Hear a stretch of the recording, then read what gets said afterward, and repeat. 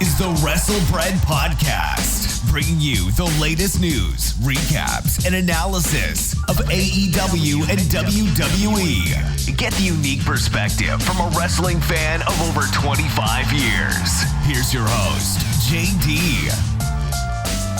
What's going on, guys? This is Jaydee, and this is episode 167 of the Wrestlebread Podcast. Now, I know, I haven't been around in a little bit.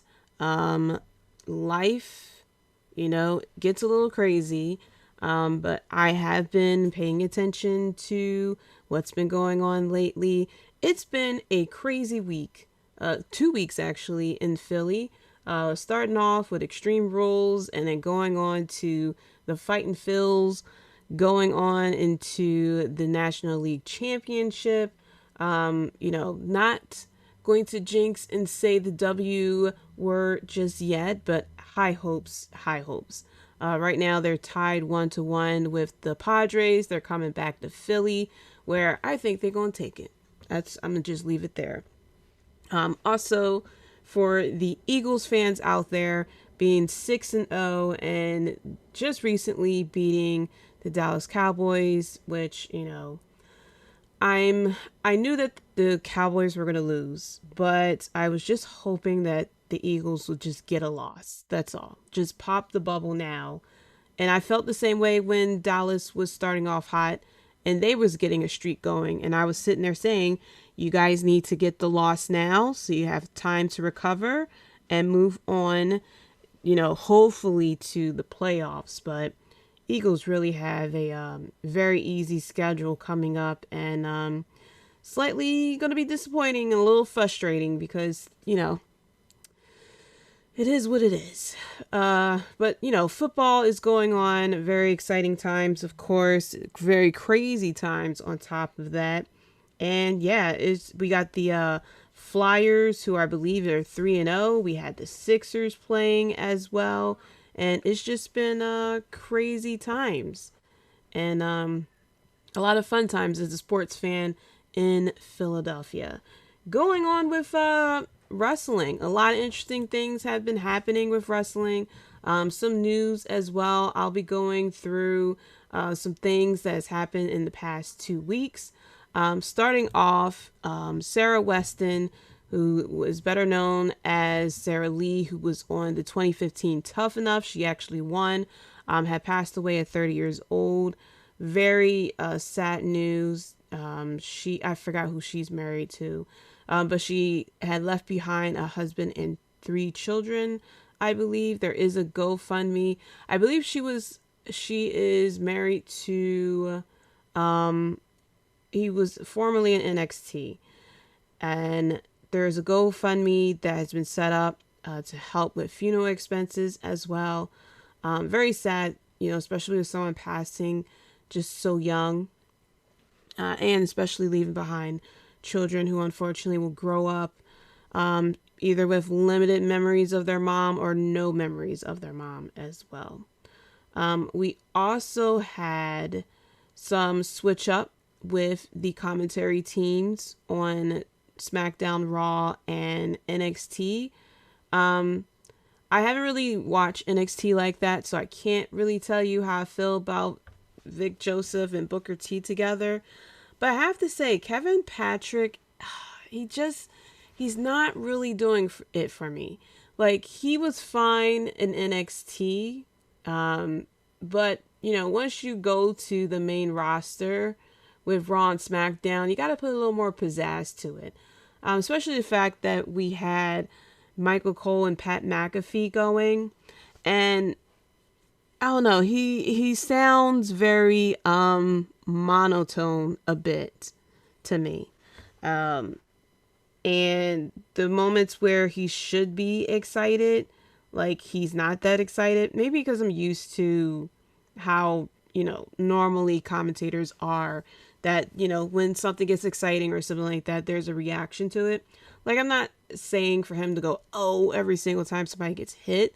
But when you're calling the finish of a match, you got to put a little bit more excitement to it, And then, of course, with Pat McAfee being involved with ESPN's College Game Day, we are having Michael Cole and Wade Barrett. I don't know what's going to happen once Pat McAfee comes back. I don't know if Wade Barrett is going to go back to NXT and then Booker T will resume whatever it is he was doing. I'm not 100% sure. But I am fine with the two-man commentary teams. Sometimes 3 people can work, but sometimes that third person is definitely like a third wheel, and they're just adding in words whenever. But I'm fine with, I am fine with 2 people as, on commentary as well. And then on the side of AEW, some of the news that's coming out is the interview with Tony Khan and Ariel Helwani, I think his last name is pronounced. There were some frustrations from Ariel. He mentioned how it is one of the worst, most frustrating interviews he has had. I watched some snippets of it, where he was trying to ask, as a journalist would, ask questions about what's going on in certain things, and Tony Khan just refused to answer. Dave Meltzer had spoken about it as well, mentioned how it is frustrating, and Dave actually made a few points that I agree with. The fact that what we heard about what's going on backstage after the media scrum, that all came from the dirt sheets. There's never been an official word from AEW or Tony Khan about what happened. When he vacated the titles, he didn't mention anyone by name. He just said that things are being vacated. So, it's just a big mystery of what's going on and he's not really talking about it. With a lot of other sports companies, NFL, NBA, UFC, if something has happened, normally there is a press release that comes out to notify the media, hey, this is what's going on. Such and such has been suspended. Even if it's a legal situation, you can just say, it's a legal situation going on. I cannot comment on it. But once, the situation has been settled, then I will be able to speak on it. Or you can simply say that there has been an incident that happened after the events of All Out, which have led to suspensions and an investigation. As a result of that, these belts will be vacated and we'll do A, B, and C. Once the investigation has been concluded and all parties and, the situation has been settled to my satisfaction and other satisfaction, then we will, release more information at that time. Like, you don't want the dirt sheets to sit there and do the media for you. Because, while there are some people out there who, try to keep the integrity, whatever is left of journalism and not be biased and just, talk about, the issues to as truthful as they can find within their sources. Someone could easily just switch up things and, just make a mockery of your company or put your company in a bad light. AEW has really definitely has suffered a bit with the PR section of things that Tony Khan could have gotten in front of, but hasn't, or that could have been squashed so that the media isn't going to ask about it. Because one thing about the media, they'll keep asking you these questions until it gets answered. Whether it's, during a podcast or during a media scrum or something like that, you have to squash it. Just say, it's a legal situation. I cannot comment on it, or, information will be released at an appropriate time once the investigation has been handled. But, he wasn't really answering any questions, and it is what it is. And then, of course, there were the rumors of people not really being happy and things like that. I'm not 100% sure of the updates of it, especially since people have been suspended and things like that. But yeah, it's just been very crazy. And then there was an incident between Andrade and Sammy Guevara. They were beefing on Twitter, and Andrade was pretty much like, "I'll see you on Wednesday." And allegedly that led into a fight where Andrade was sent home and Sammy Guevara, stayed in the main event. And people are feeling some type of way about that because Sammy Guevara was still there and wrestling in the main event. It's just been a lot of crazy things. And this is stuff that we're reading off of social media or off of the dirt sheets. It's not great at all. If you're wondering what happened to Miro, now, I don't know all that the reason why he has been disappearing from TV. However, he was on an episode of a new series called East New York. I actually watched it. He played, he's on there just for that episode. He was pretty good, I have to say. Who knows if this is going to lead to more acting, but kudos to him for getting some acting chops under his wing as well. We also had, of course, the news that G4 has been, the network is canceled, channels being shut down. And I feel really bad for Xavier Woods because he was very excited of working with G4 and everything like that. Truthfully, I was happy that G4 was coming back, but in my opinion, they didn't really do a great job as far as promoting what was going on. The most that I find out what happens with G4 is when the Twitch channel comes out. There's nothing on, there's no YouTube ads or anything like that. There wasn't a lot of promotion to push G4, especially with people who grew up watching G4 are a lot older. You could have introduced it to a whole new generation and everything, but they really didn't have much going on for it. I thought they was going to bring, some shows and stuff like that, but it was pretty much Twitch channels and, panels and stuff like that. So sad to see it go, but I feel like they really didn't give G4 a chance at all. So let's get into the Extreme Rules pay-per-view, which overall was pretty good. There is a rumor that they will not be doing any gimmick pay-per-views in 2023, which I'm very excited about. I feel as though, especially when it came to Hell in a Cell, when you have the gimmick pay-per-views, it kind of have to force, stipulations on matches that really don't need a stipulation, like throwing someone in Hell in a Cell, and it really didn't escalate for Hell in a Cell. Plus, it gives the opportunity to put Hell in a Cell matches into other pay-per-views when a storyline calls for it. Instead of, having, for example, Seth Rollins versus Riddle had really, gravitate to what could have been a Hell in a Cell. And instead of, saying, oh, we missed the opportunity we could have had in the Hell in a Cell, you can have an Hell in a Cell at any point now. If you want a TLC match, you can have a TLC match at any point. Extreme Rules match, you can have Extreme Rules match at any point. Ladder match, whatever. You're not put into a box of how the pay-per-view should be booked. But on the note of that, I do appreciate the fact with this being Extreme Rules, every single match had a stipulation to it. And, this was a pretty good pay-per-view, I have to say. And props to WWE for putting on some good pay-per-views without the major titles being present. And you're putting, more attention to other titles. Now, unfortunately, the IC and European titles were not, defended here. But I'm okay with that because, Gunther was involved in the match. I would have loved for Bobby Lashley to be involved in here, but he really doesn't have a feud that could have escalated to an Extreme Rules or a gimmick match either. So I'll take that, I'll take that. But I do appreciate the fact that the world title isn't defended every single pay-per-view, so that when Roman Reigns comes around, you kind of miss him. And I know I'm contradicting myself because I had that slight complaint with when Brock Lesnar and Goldberg was champion.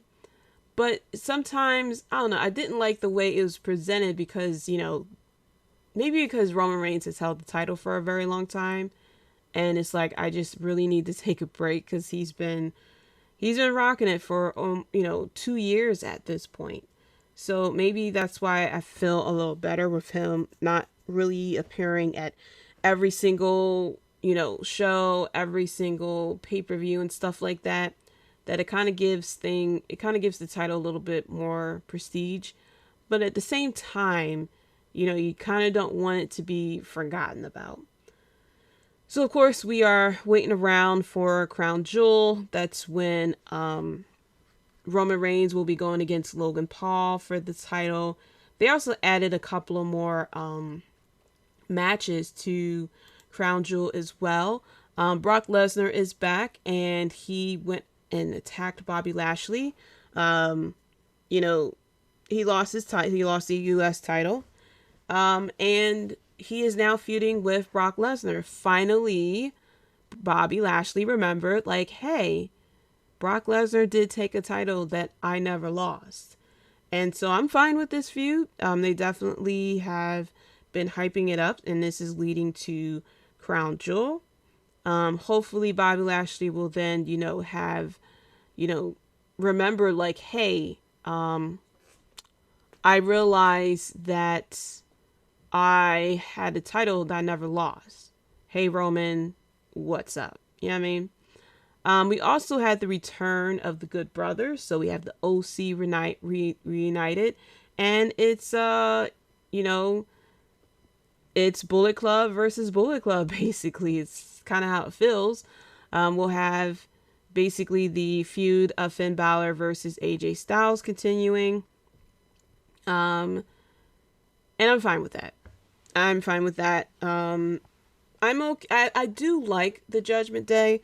And I'll go in a little bit more about Finn Balor when I go over the Extreme Rules review. But Crown Jewel is kind of shaping up a bit. Interested to see what else we're going to have there as well.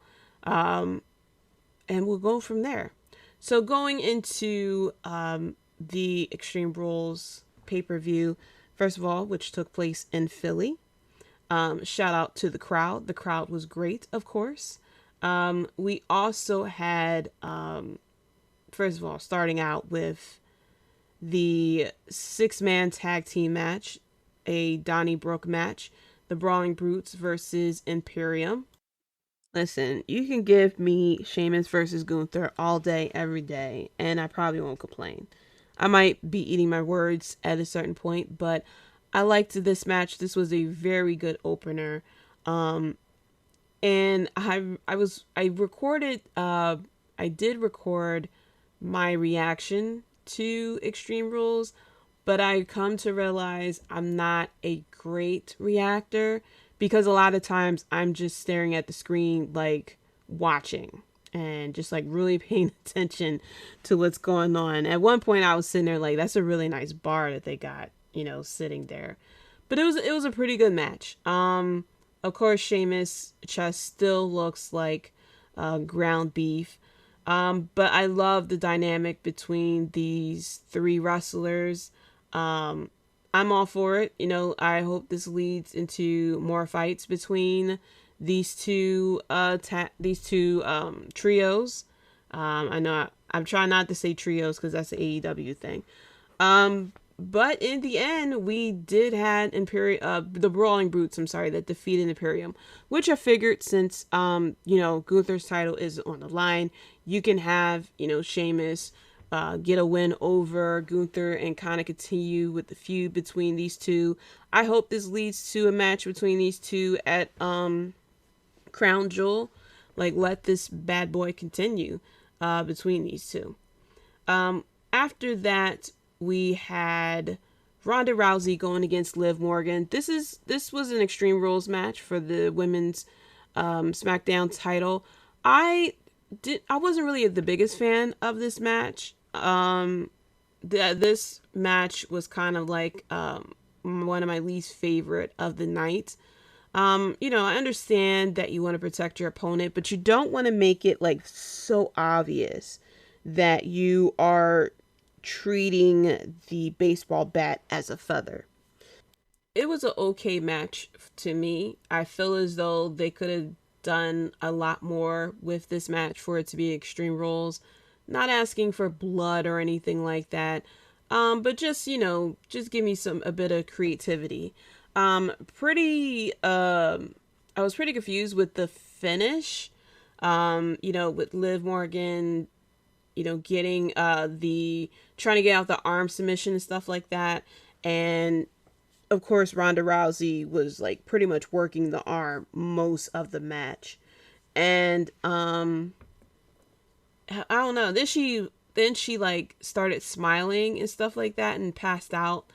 And of course, the follow up to it is her, going on to this dark side, I guess. I really didn't watch, and I have to admit, I didn't watch, I did not watch Raw like that this week because I was watching House of Dragon. And also I was watching a little bit of the Monday Night Football as well. So I really didn't pay too much attention to Raw. So if they did explain the reason, like the actual reasoning behind Liv Morgan, I guess she's turning heel or something, because I believe she went and attacked someone. I forgot who she attacked, but she went and attacked someone. And so and then there's rumors out there that she may be joining, maybe possibly in a faction with Bray Wyatt, which I don't know. I'll get into Bray Wyatt a little bit later. So yeah, this was my least favorite match. I'm fine with Ronda Rousey having the title. I know that's crazy for me to say, but I don't know. Like, it's something that happens in wrestling where with certain people, the title chase is more exciting than the title reign.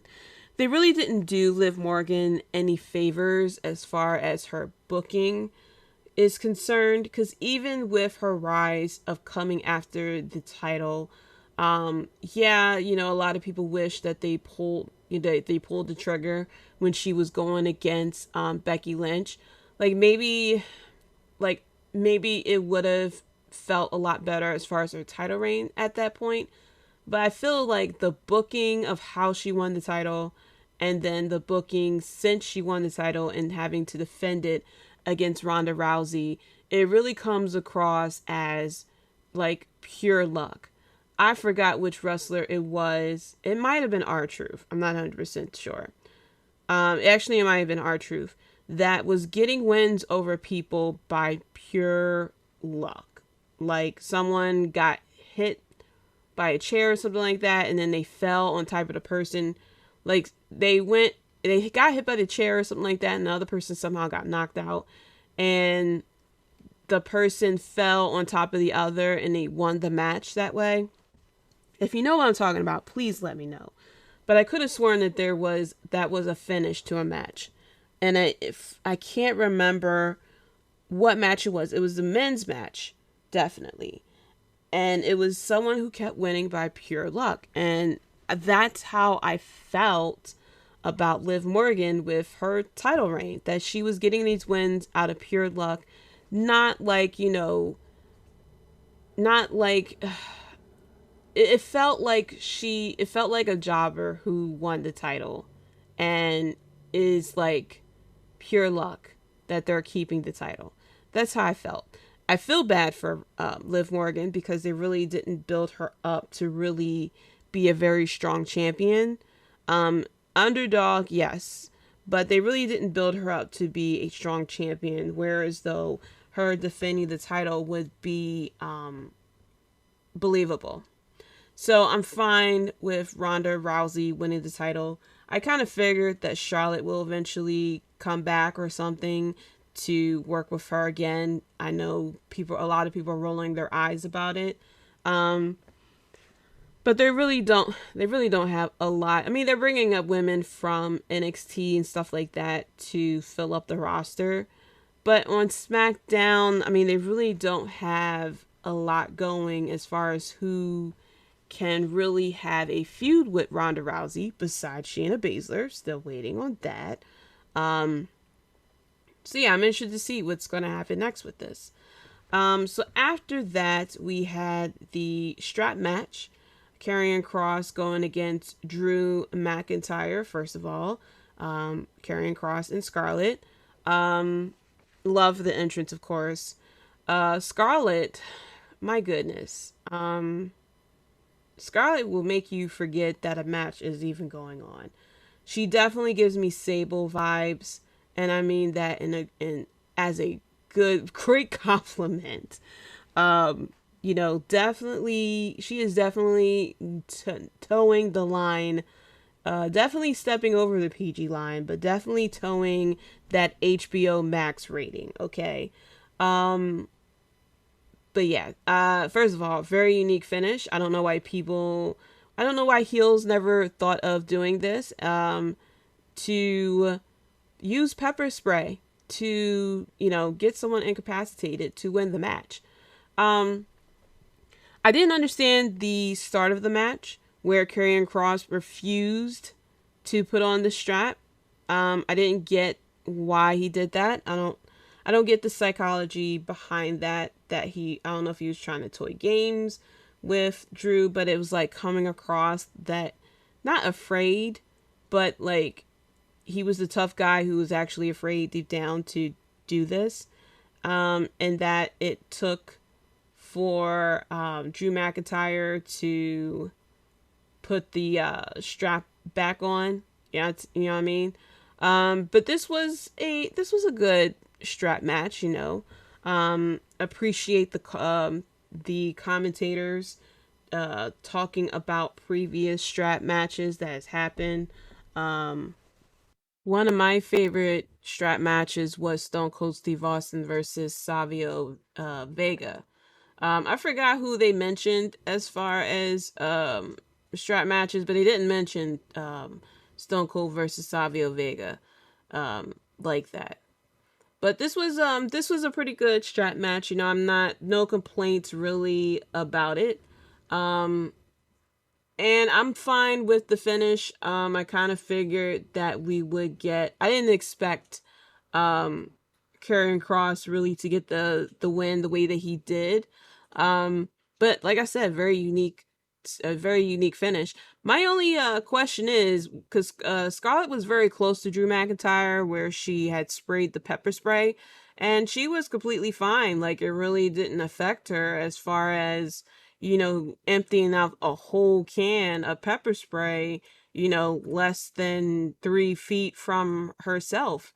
So, I don't know what type of pepper spray she used. Maybe WWE should put that on the market or something because, it seemed effective. It incapacitated Drew, but it didn't affect Charlotte at all. But after that, we had Bianca Belair versus Bayley, ladder match for the Women's Raw Championship. Very good match, first of all, between these two. I knew this was going to be a good match anyway.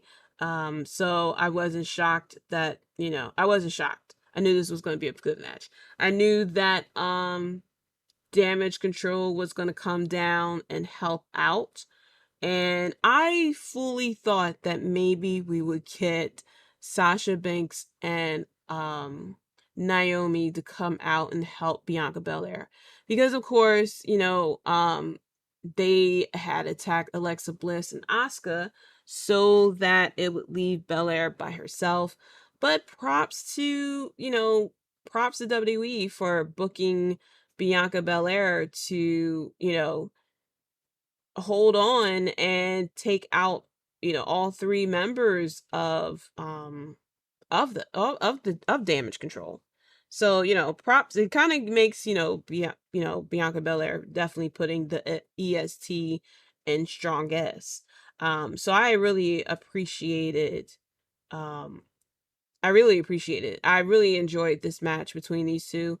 And, something I didn't even notice that this was, I believe they said it was the first women's ladder match where the title was on the line. And it definitely set a great standard of how matches like this should be done. And this wasn't like, a crazy spot fest or anything like that. But this was still respectable to the type of match that they were wrestling in. You weren't seeing anything too crazy. as far as standards for a ladder match. They weren't trying to pull off some Hardy type moves or anything like that. But I still respect the fact that they went out there and put on a very good match for these two. After that, definitely was the match of the night for a lot of people, which is the I Quit match between Finn Balor and Edge. This really gave me vibes of Bret Hart and Bob Backlund I Quit match, where they constantly put the mic in people's faces to ask them if they quit. And, it gets a little annoying after a while, but sometimes the wrestlers sit there and come up with their own ways to say no to kind of make it a little, not funny, but a bit entertaining. This was a pretty good match. I believe they said it's the first time Edge and Finn Balor faced each other. So they definitely really gave us a great match. Of course, we had Judgment Day, who eventually came to the ring. But this match went on for almost 30 minutes. And, while you may think, wow, 30 minutes, and you think of like Randy Orton or Triple H and Batista, or Randy Orton and Edge, of how long, when the match goes 30 minutes or whatnot on a pay-per-view like that. But this match was definitely well paced. And just when you thought that, just when you thought that the match may get a little bit stale, they switched it up a bit. And there was a chair that was wedged in the corner, and Finn Balor had attempted to throw Edge in there, but Edge had countered and sent Balor there. And then, once it seemed like Edge was going to get the upper hand, that's when we started to get Judgment Day coming out. And then Beth Phoenix, bless Beth Phoenix, wife of the year, ladies and gentlemen, coming out with the chair, with, I think, a kendo stick, and stood up for her husband. And then, of course, Rhea Ripley, mommy or poppy, whichever Dominic decides to call her, handcuffed Edge to the ring ropes and took the key. She went back and forth with Beth Phoenix. Beth Phoenix was able to get the key, but then a Judgment Day was able to turn around and get the upper hand. Before they did, sweet spot of Edge giving Dominic the low blow. 0 points for Dominic for not doing the same face that Edge did when Edge got the low blow. Edge, then, of course, they tried to get the upper hand on Edge. He refused to quit. And then Rhea Ripley had positioned Beth Phoenix in front of him and was threatening to do the concerto to her. And he, of course, then said, "I quit." And so Finn Balor won. A lot of people were very curious of how, they kept saying that they really didn't see Edge saying "I quit." As soon as I saw Beth Phoenix coming out, I was like, okay, that's a great way to get him to quit, because he won't quit. Of course, he won't quit at all. I figured it would be passing out that would happen. But him, of course, showing the love of his wife. They wrestled together in tag teams, plenty of times, stuff like that. And Judgment Day using her to get him to quit. And then she turned around and still did the concerto. And we had Beth Phoenix then went on to a medical facility, as they like to say. But of course, this feud will not be over. Beth and Edge will, probably, take a break for a little bit. And then Edge is going to come back and whip that ass. And I don't know, maybe we'll get him teaming up with the OC to go against Judgment Day or something like that. Who knows? And then also throughout the pay-per-view, we had The Miz there, who was there just to be there. And he tried to come at Gritty. And Gritty was trying to be nice to him and try to, I believe he was trying to give him a shirt or something like that. And The Miz, rude ass, stomped on the shirt or something like that. And I said, you don't do that to Gritty. And I said, Gritty gonna whoop his ass, first of all. Gritty kept stalking The Miz. And, Miz kept appearing backstage. Grizzy would do something again. And then, like the third segment, Gritty had appeared and Miz attacked him. And I said, oh, hell no. You don't attack Gritty in the heart of Philadelphia. First of all, Gritty is a national treasure. I can't name one person on the Flyers team. Lie to you not. I have no idea who is on the Flyers. Can't name the most popular person on the Flyers at all. But you don't touch Gritty, okay? I can tell you right this. Half of Philadelphia can't name someone. In fact, I'll go even higher. 80% of Philadelphians cannot name someone on the Flyers team, but yet they all know Gritty. And they will all stand for Gritty, okay? You don't touch Gritty. Gritty is a national treasure. Yeah, we didn't like him at first until other people started coming at our mascot. And then we was like, no. You don't talk about our mascot. We do. We can talk about our mascot. You can't talk about our mascot. And look what Gritty is now. Best thing that has happened to the Flyers. But yeah, so the Miz snapped and attacked Gritty. And then Dexter Lumis had appeared and took out the Miz. And then he helped Gritty. And now Dexter Lumis is now,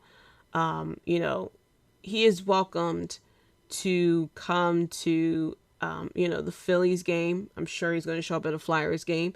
Dexter Lumis is welcome in Philadelphia. And we offer him to come to Philadelphia, to come to Philly and come get a cheesesteak. Sit down with us, get some cheesesteak, some water ice, tasty cake or something like that.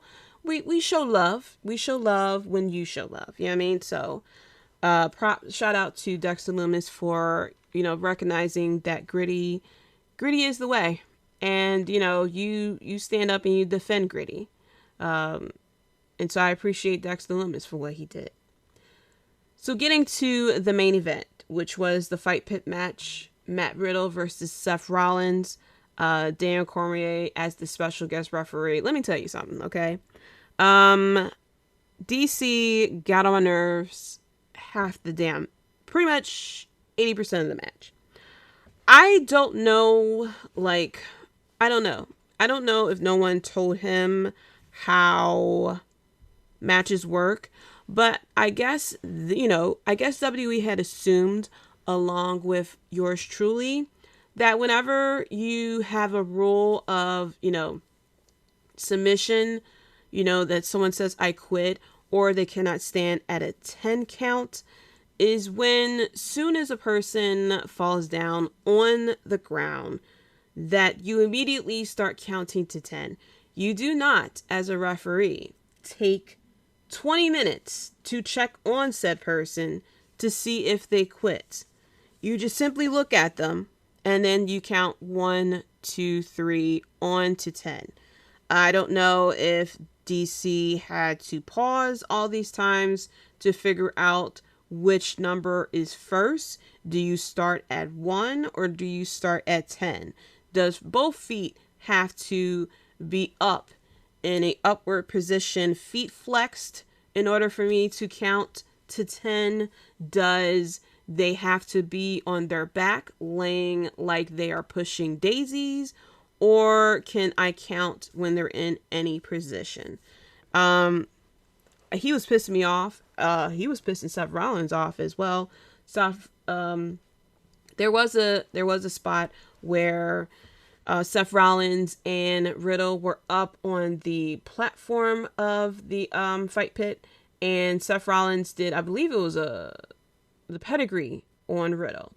And he looked at DC to start counting, and DC told him, you gotta get in the ring. And Riddle was like, I will choke you out, which I popped at that one. But I'm like, what was the point of having the fight pit if you can't count, if you can't do anything up there? It was clueless. And then he's sitting here like, it has to happen in the ring, which I don't understand why not. You can clearly see that Riddle is down. I don't know if DC needed glasses or something, or that's probably why he went over to check on people. Maybe he wasn't wearing contacts during the match. He needed to get some bifocals or something like that to see that someone is actually on the ground in order for him to count. But yeah, that was my complaint about that. It was a good match. It was, but it was just him, the way that DC was, doing, even the commentators were a bit confused as to why DC kept checking to people. It took a little bit out of the match. It really did. Of course, people kind of figured that Brock Lesnar will come back to... I thought, because I had the thought of Brock Lesnar coming back to challenge DC. But then DC came out, and I was like, oh, you have been happily retired. You are not ready to face Brock Lesnar. Sir, I don't even know if you're ready to face anything right now. But DC had mentioned that he is ready to... He wants to face Brock Lesnar, but not right now. And I said, that's a great choice. I don't know if you... apparently he's a WWE fan, which shocked me because, you're not acting like it as far as your refereeing skills. Like maybe he should have, go to Peacock or WWE Network, whatever works for you, and look up, hey, I Quit match, or, Last Man Standing match. And you'll see as soon as someone is on the ground, you count 1, 2, 3.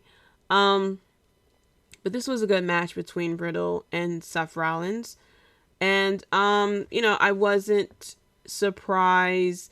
I was surprised that Seth Rollins actually tapped out. I thought Seth Rollins passed out, and then that's how he won the match.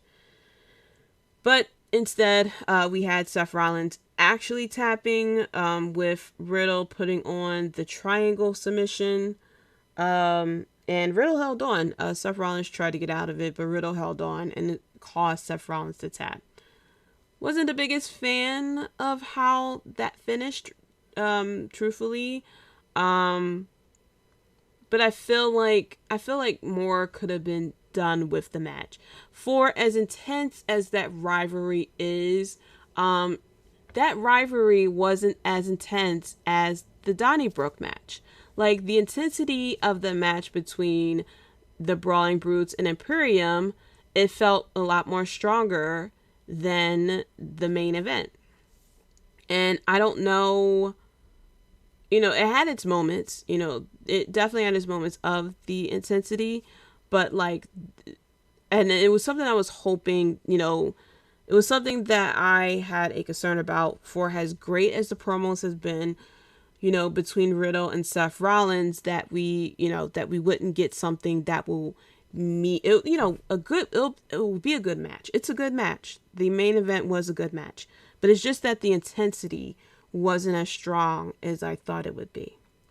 And then of course, we had all the freaking, clues and stuff like that Bray Wyatt would show up, and applause to, Triple H, or whoever it was, who idea was to have this main event and have Riddle walking to the back, and you put the ending logo up. And that threw me off, because I was like, whoa, wait, hold on. Like, don't sit here and tell me that, we went through all this and you dropped all these clues about, Saturday night, this date, Extreme Rules. And then the lights went out and everybody perked up. Everyone in Philly understood the assignment. The lights go out, you turn on your flash. I don't care if your phone was at 5%. You turn on your phone flashlight so you can become a firefly. And it was dark, and you hear Bray Wyatt singing He's Got the Whole World in His Hands. And then you started seeing the fucking puppets come to life. Because we saw Huskus, we saw Mercy, Rumbling Rabbit. Oh my gosh, terrifying. That bad boy looked like it just stepped off fresh from a Nightmare on Elm Street or something. I see why he gets killed. I don't know. He looked like a drugged out Bugs Bunny. It was very creepy. We saw Abby the Witch, And then we saw a burnt, I didn't know what it was at first, what was on the announce table, but it was a burnt Fiend mask. Also props to the commentators too, because they played it as well when the lights went off, and it was like, whoa, are we on? Instead of, could it be? Is it? Could it be? I'm happy that Michael Cole played his part, and sat there and was like, are we still on? What's going on with this? And them reacting to the mask being on the table, and then showing the Fiend too. Big, really threw people off. People thought that was him. I thought it was a bit weird that he just shows up in the crowd like that. And then of course the light turns off immediately, and it was we see a door. It looked like it was a swamp at first, and then we see the Firefly Funhouse that has like cobwebs, stuff like that. All the puppets are like laying still and stuff, and there was a TV that turned on, and it was someone in the mask saying of course the who killed the world, you did, and stuff like that. And then it went back to the door, and there was a blue light behind the door. A lot of people said it kind of reminded them of when Brody Lee had appeared. If that is what that that little Easter egg or something like that, if that what it was, props to that as well. And then we see someone walk out with a lantern, and it was Bray Wyatt with the mask. Some people said it looked like I think it's called Black Phone or something like that. It gave me V for Vendetta vibes. I haven't seen Black Phone. So, I mean, I saw a picture from it. The mask definitely looks like it came from that. But it was a mask there. And then he takes off the mask, and it's Bray Wyatt. The crowd goes crazy, of course. I'm happy that he gets the pop that he did. And he said something to the camera, of course. I figured he said, "I'm here." Because then he blew out the lantern, and then it was then they put up the logo, his new logo, and that was the end of Extreme Rules. And I love that. I love the fact that even though I thought he would interrupt a match.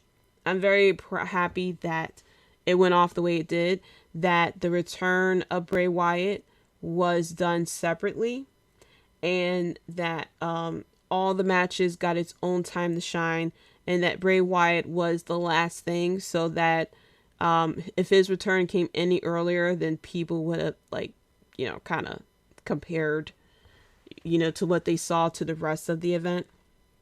But oh my gosh, the execution of Bray Wyatt's return, and I recorded my reaction to it. Wasn't the greatest of reaction, because I'm just sitting there with my mouth wide open in like all of what's going on. And then you see me, like, I was smiling. It was like a slight like evil doofus type of smile.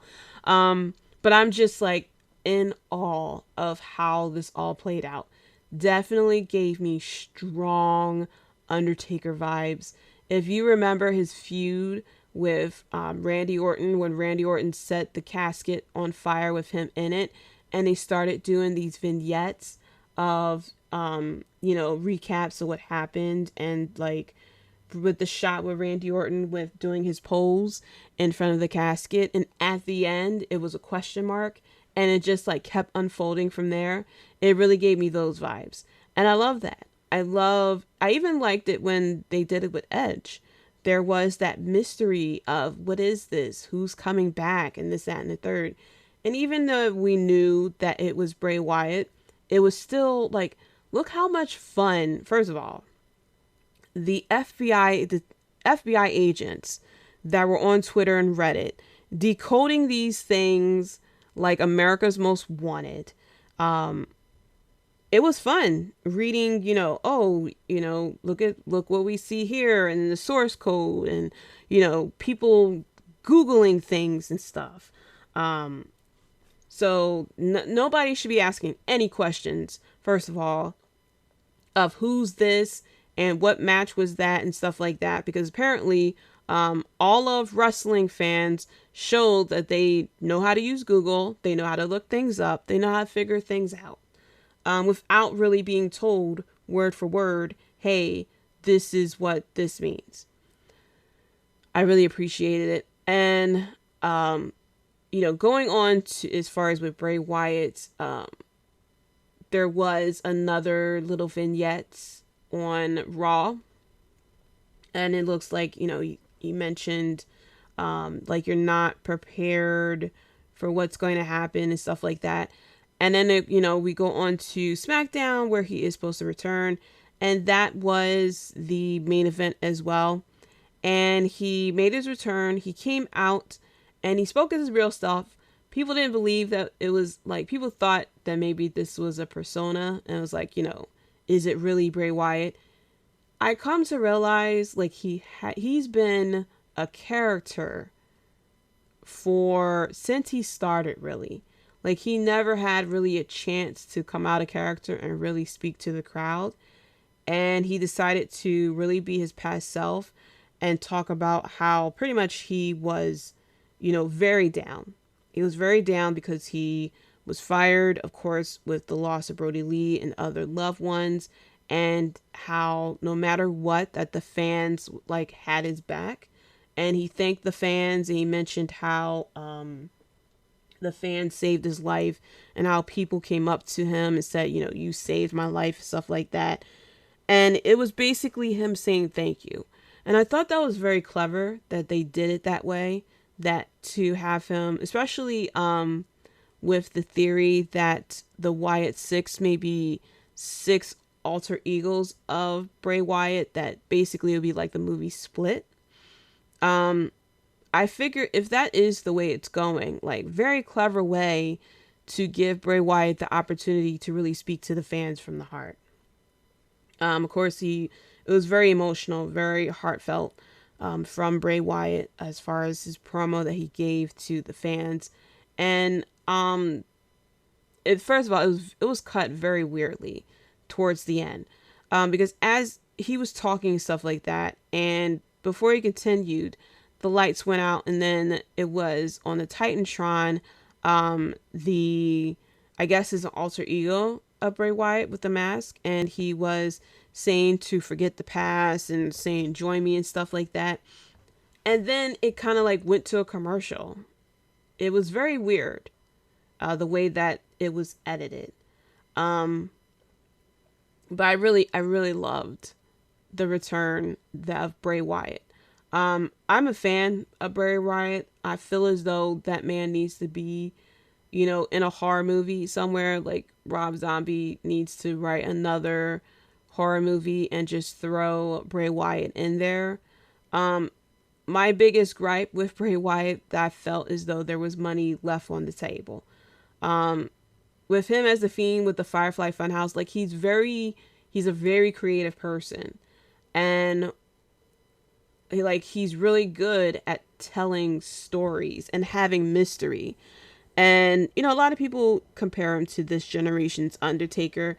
And while some people kind of take offense to that, no, Bray Wyatt's not going to turn around and have a WrestleMania streak. However, as far as dedication to a character, Bray Wyatt is right there. As far as the mystique and things like that. No, we don't really need a lot of supernatural things. But the psychological work that goes into his character work, I definitely respect that. And what we see here with his return, and it makes you excited, and you can't wait to see what is this new gimmick that he's doing? What is this new character? Is this a faction, or is it just him as different personalities? You know what I mean?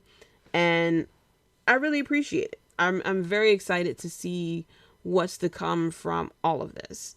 And of course we have Bray Wyatt that is now exclusive to SmackDown, and so I can't wait to see what comes from it. WWE is pretty exciting right now, because also too we have the mixture of NXT as well, for Triple H to sit there and say it's a developmental program, which we all know wasn't the case. He was a big advocate for NXT becoming a third brand. I did see that Nakamura was on there. The Good Brothers was on there. We had Cameron Grimes, who appeared on Raw. We also have Roxanne Perez that had appeared on, I believe it was SmackDown. She had appeared on. And so we're getting a mixture of, NXT people. Oh, we also had Braun Breaker and Nikita Lyons in the crowd as well, to kind of put the NXT name out there, which I definitely agree with, because you have NXT, which is a quote unquote developmental brand, on primetime. And so you definitely need to figure out, first of all, what are you trying to do with it? And I do appreciate the fact that we are getting a lot of the veterans or the people on the main roster going down there to kind of like help out people, because you kind of have, up and coming amateur going against up and coming amateur. And it would be nice to kind of mix it up with veterans with the amateurs. And I don't mean amateurs like people are completely green. I mean amateur as far as this is developmental brand.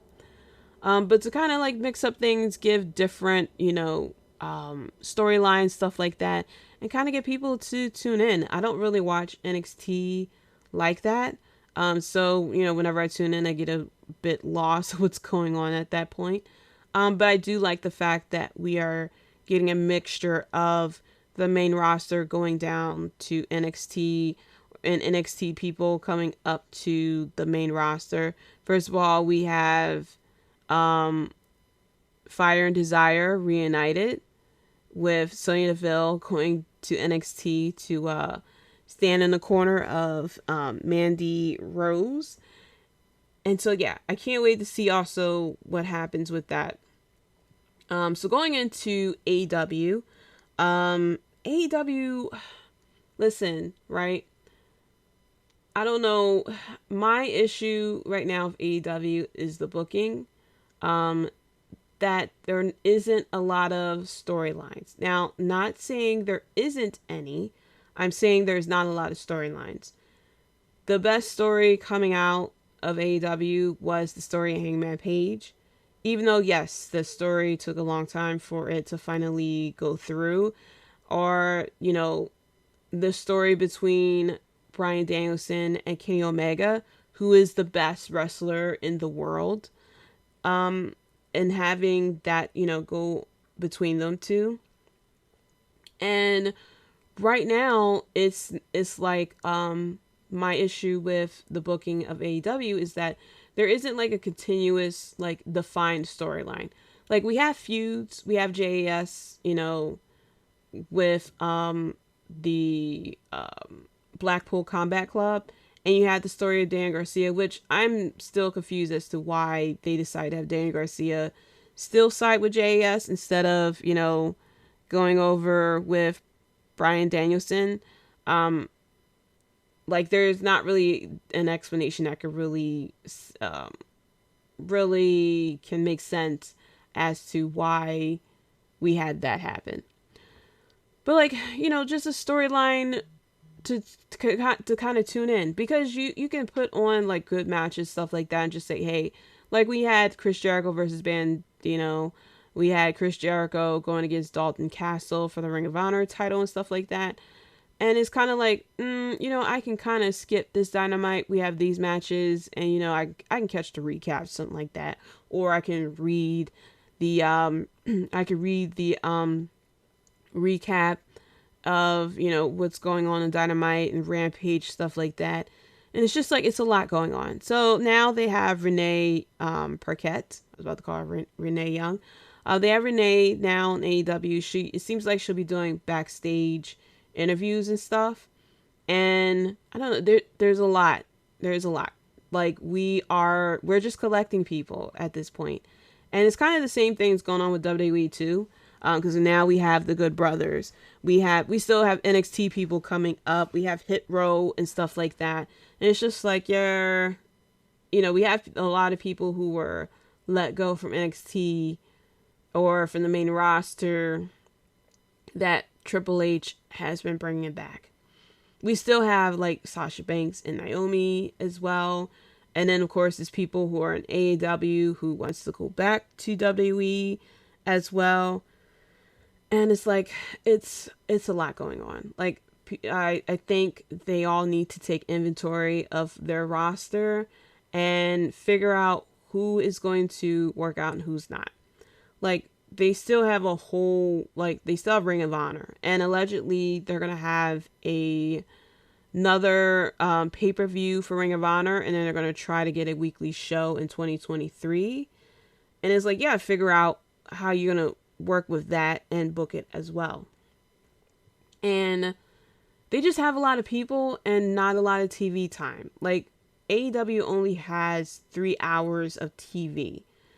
Technically 2, because Rampage is taped. You can read the spoilers at any point. It comes on at 10 o'clock, you know, and, you know, a lot of people have hit that age where 10 o'clock is pretty late. Like, Raw 10 to 11 is sometimes pushing it. Like, you have to have a really good, like, you have to book a very good main event in order for people to tune in from 10 to 11. And with Rampage feels like, you know, it don't even feel like a third hour of Dynamite. Like, they have interesting matches, but it's just like, I don't know. It's, like, they're not, it feels like they are not they're not booking it as hard as they would Dynamite, I should say. And yes, because you're probably dealing with spoilers, stuff like that, but you got to figure things out. And while it's beneficial for when people got injured, and AEW was still able to book a very good pay-per-view despite having a lot of people injured, that really worked for them. However, you have a lot of people who are sitting around and not really doing much. For example, you have 2 champions who are in a tag team, which is Wardlow and Samoa Joe are in a tag team, but they have titles. And they're not defending the titles because they're in a tag team. And it's like, why are you throwing them 2 in a tag team when you have a lot of tag teams naturally anyway? You have Private Party, you have the Lucha Bros, you have the Best Friends, you have FTR. Like, you have a lot of tag teams in the division, but yet you are throwing 2 singles champion together in a tag team. You have the Acclaim, you have Swerve in Your Glory. Like, you have a lot of tag teams. We don't need a matchmaking tag team together, just because. Or I'm guessing to help out Wardlow. That is my guess. And it just feels like people are being thrown into matches without really any, not any point to it. You know what I mean? But going into Dynamite, that happened on Tuesday, which I did not watch live because I was watching the Phillies win Game 1. And I didn't even realize, I slightly forgot it was on Tuesday until I got the alert from Bleacher Report that it was on. But I watched the recap of it later on. And, you know, prayers to Hangman Page. That was a crazy and very concerning injury that he had occurred.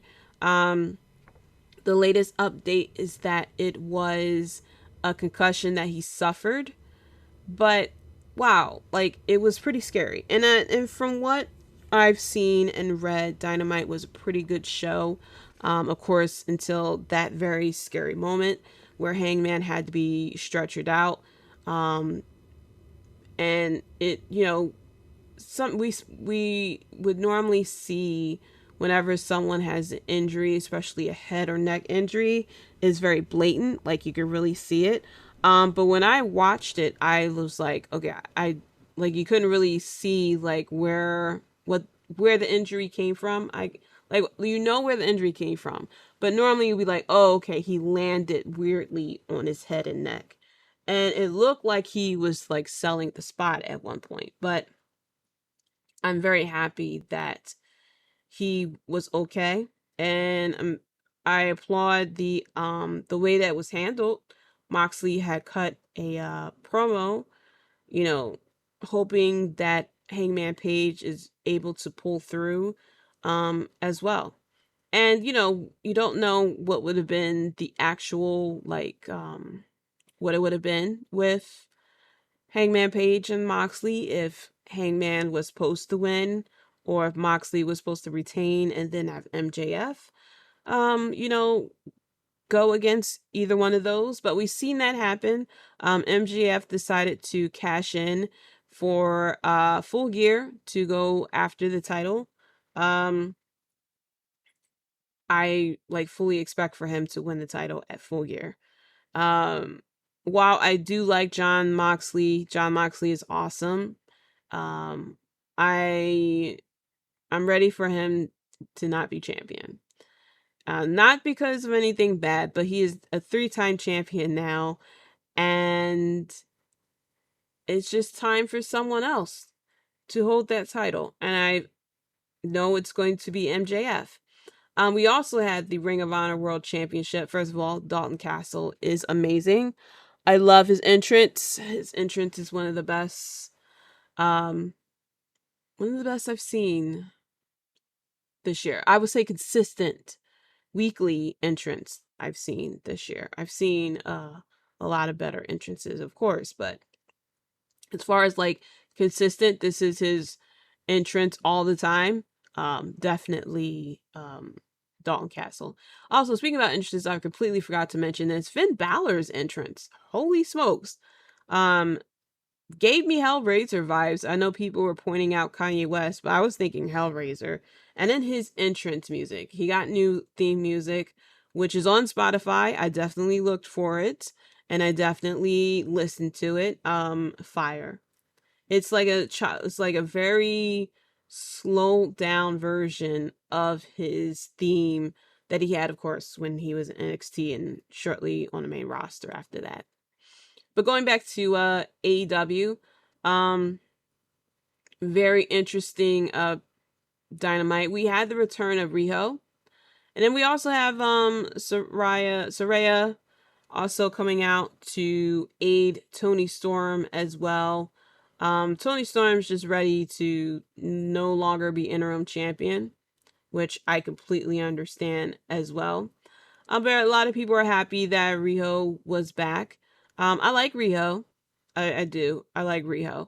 I'm just hoping that with all these people coming back and stuff like that, that we're actually going to continue to put a lot of attention into the women's booking and matches as well.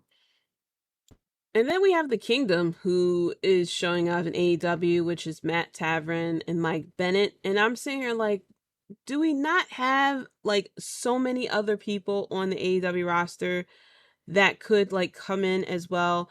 And I'm happy that FTR has showed up. They definitely need to be doing something along with the Acclaimed as well. And, like I said, we have a lot of tag teams going. And I don't understand why, we could do something else with Samoa Joe and Wardlow. You can definitely give them feuds to do, but it just feels like, that we don't know what to do with these two, so we're just gonna put you guys to a tag team right now and just call it a day. That's what it definitely felt like. So yeah. Overall, great, extreme, crazy week in Philly. Wrestling's definitely, on the pickup as we are working towards Full Gear and Crown Jewel. I forgot when Full Gear is supposed to come out. I think Crown Jewel is November 5th or something like that. Yeah, I think Crown Jewel's November 5th. And I forgot when Full Gear is supposed to come out. Full Gear is probably on a Sunday, which, I find that crazy that AEW and WWE even switched up the pay-per-views. AEW used to be on Saturdays, and now they're doing Sundays, and WWE used to do Sundays, and now they're doing Saturdays. So Full Gear is on November 19th. So it's a Saturday. So that's fine. I'm completely happy with that one. But yeah, we're working towards it. I mean, we are a few weeks away. We also have Halloween Havoc too, which I have to catch up. I have to catch up on NXT to figure out like what's going on for Halloween Havoc. I'll tune in to check that out, but like I said, I don't watch NXT weekly, but I'll catch the specials when I can and see kind of like figure out what's going from there. And luckily I said something about Halloween Havoc, because Halloween Havoc, I completely forgot, is supposed to be this weekend. I will definitely try to check it out. And they did mention that Shotzi and I forgot his name, I think it's Quentin or something like that, are going to be co-hosting it. Of course, who can not forget Shotzi when she was host of Halloween Havoc? Shout out to them as well. And, I'm just looking at the card. We have Braun Breaker versus Ilya Dragunov. I think that's how you say his name. Versus Jaydee McDonough. I forgot how to say his I forgot how to say his, basically Devin. In a triple threat match for the NXT Championship. Mandy Rose versus Alba Fire for the NXT Women's title. Ladder match for the North American Championship. Carmelo Hayes, Oro Mensah, Wesley Von Wagner, and Nathan Frazier. That's going to be a great match right there. Spin the wheel, make a deal, weapons wild match. Roxanne Perez versus Cora Jade. We have Julius Creed versus Damon Kemp, an ambulance match. If Julius loses, Brutus Creed will have to leave NXT. Probably will go to the main roster at that point. And then Apollo Crews versus Grayson Waller. Spin the wheel, make a deal as well. Just going off of, just saying. Let's see. Quick predictions. I will say Apollo Crews will win the match between him and Grayson Waller. I'll actually say that Damon Kemp is going to win, and Brutus Creed will have to his brother will have to leave NXT. So no, Julius Creed is going to win. I thought the Creed brothers would have to leave NXT together. So I'll say Julius will win here. The Creed brothers stay in NXT. As far as who'll win between Roxanne Perez and Cora Jade, I'll say maybe Cora Jade will win here. I wouldn't mind Carmelo Hayes winning the NXT North American Championship. He's so good. Truthfully, he's good that he don't really need the title, but damn, he makes that title 20 times better. I wouldn't mind it being Wesley, truthfully. I'll officially go for Carmelo Hayes, and maybe that'll set up a feud between him and Wesley. But, you could definitely crown a new person at that point anyway. I will go with, I'm just I know that Mandy Rose has held the title for a very long time. And it's definitely, time for us to get new champions. But it's just, who else can hold down the women's roster like Mandy Rose and Toxic Attraction? But I'm just going to say here, I'm going to go with Alba Fire to win the women's title here. And then Mandy Rose Toxic Attraction goes up to the main roster. That's my guess.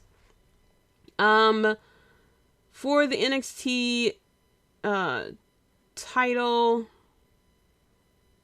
I'm going to put out there that Braun Breaker is going to lose and he's going to get called up to the main roster. As far as who will win, I'll say Jordan Devlin here. Jaydee will win, and it'll be a feud between him and Dragunov. That's my prediction there. But yeah, I think Halloween Havoc is going to be a good. I think Halloween Havoc is going to be pretty good. I wouldn't doubt it. But yeah, we also had the return of DX as well. It was the 25th anniversary, which blows my mind that it's been 25 years of DX because I was watching wrestling before those fuckers came together. Oh, I hate it when WWE reminds me how old I am. And it was okay. I appreciate the fact that they, when Road Dogg was doing the intro for his normal intro, that he let the crowd shout out Badass Billy Gunn. Some people actually thought that he was going to show up, which I was like, nah, I don't think so. Maybe like a video package or something like that. But I really didn't expect him to actually show up. And I appreciate the fact that they shouted out China as well. But yeah, goodness gracious, like they all looked different. That's how I'm gonna put it right now. But yeah, it was cool to see DX together. They were all backstage and stuff like that as well, too. But yeah, I can't wait to see what goes on from here, with Bray Wyatt. Of course, we have Halloween Havoc coming up.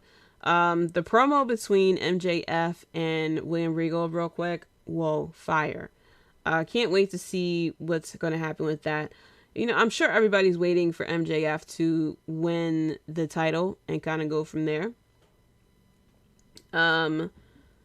Yeah, it's a exciting time in wrestling, exciting time in sports, of course. Unless you are a Padres fan, then it may not be that exciting for you. Like, it's Red October and I'm feeling good. Go Phillies. Go Cowboys. And, I hope the Eagles get their loss so that they can just slow their roll. That's all I'm going to say about that. Like, I'm not an Eagles. I know normally when someone's a Cowboys fan in Philly, that means that they're an Eagles hater. I'm not an Eagles hater. I was happy when they won the Super Bowl. Especially happy because I had the day off because I worked. My job was on a parade route and they felt as though we should close for the day. And I was completely fine with that. I actually watched the parade as well, and I was happy for the city. Everybody was happy for that moment. But I'm not an Eagles hater. Like I'm a football fan, so I can't be really a hater of a team.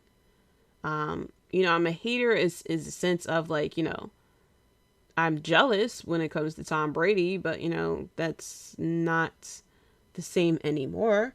But I just hope that the Eagles get a loss so they won't be riding high. It's better to get the loss now versus later on in the season and possibly the playoffs. But very excited about what's going to happen as well. But that's it for the Wrestlebread podcast. Thank you so much for listening. Shout out to Julian Rob Bates from Wrestling Court Podcast and AlternativeMinds.com. Keita and Jay from the Keita and Jay Show. Chris from We Talk Next podcast, which is featured on the Keita and Jay Show. You can also check out his Third and Out podcast. I was on there about 2 weeks ago. We had talked about when the Cowboys was going against the Commanders, stuff like that. So definitely check out his podcast there. Shout out to Nando and Larry from Half K Podcast, Devin Hafiz from Clark Street Wrestling Podcast, and special shout out to Straight Talk Wrestling, Circle Debate, and Top Rope Wrestling Talk as well. Coming up next week, I'll do a recap of Halloween Havoc.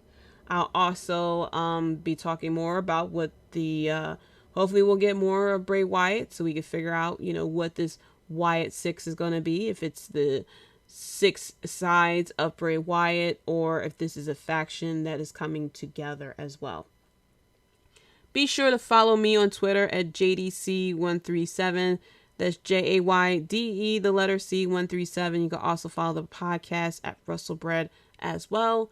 Be sure to click the links in the bio for the Facebook, Instagrams, and the YouTube channel as well. Be sure to leave a review, leave a comment. Let me know your thoughts as well. How do you feel about Extreme Rules? How do you feel about what's going on with wrestling as well? And if you're a Padres fan, sorry for ya. Go Phillies. Until next time, guys, peace.